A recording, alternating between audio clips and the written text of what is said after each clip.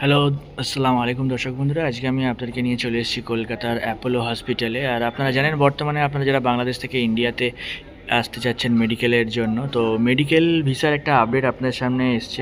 তো আয়ুষ আয়ুষ বলে একটা এসছে, আয়ুষ এফআরও বলে। আচ্ছা, আপনাদেরকে বলে দিই একটা ব্রিফ, একটা বলে দিই যে আয়ুষ এফআরওটা কী। তারপরের ভিডিওতে আমি আপনাদেরকে বলবো যে আয়ুষ এফআরও আপনারা কীভাবে অ্যাপ্লাই করবেন। আয়ুষ এফআরও মানে হচ্ছে একজন পেশেন্টকে দেওয়া হবে যে সত্যিকারে নিজের চিকিৎসার জন্য ইন্ডিয়াতে আসতে যাচ্ছে এবং সিলেক্টেড হসপিটালেই যাবে, এরকম না যে সে ঘুরতে আসছে।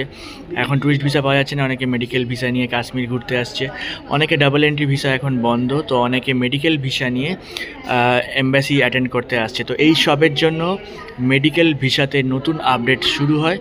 মেডিকেল ভিসা আপনাদের জন্য যে নতুন আপডেটটা শুরু হয়, নতুন আপডেটটা কি, আপনাদেরকে প্রথমে হসপিটাল থেকে আপনাদেরকে নিতে হবে, অ্যাপয়েন্টমেন্ট নিতে হবে। তো অ্যাপয়েন্টমেন্ট নিয়ে তারপরে এফআরওতে অ্যাপ্লাই করতে হবে। সাপোজ যদি আপনি দিল্লির হসপিটালে করেন, দিল্লির হসপিটালে যদি আপনি অ্যাপয়েন্টমেন্ট নেন আর যদি বাই ফ্লাইটে আপনি কলকাতা নামেন, তাহলে আপনাকে ডাইরেক্ট বাংলাদেশ রিটার্ন করে দেওয়া হবে। যেহেতু আপনার দিল্লির হসপিটাল, তাহলে অবশ্যই আপনাকে দিল্লিতে নিতে হবে। যদি আপনার হসপিটাল হয় তামিলনাড়ু, তো আপনি কলকাতায় নামতে পারবেন না কিংবা দিল্লিতে নামতে পারবেন না, ডাইরেক্ট বাংলাদেশ থেকে আপনাকে তামিলনাড়ু ফ্লাইট নিতে হবে। তো এই সবের জন্য নতুন আপডেট এসে গেছে এফআরও আয়ুষ। তো এফআরও আয়ুষের ব্যাপারে জানতে নেক্সট ভিডিওটা ফলো করুন আমাদের।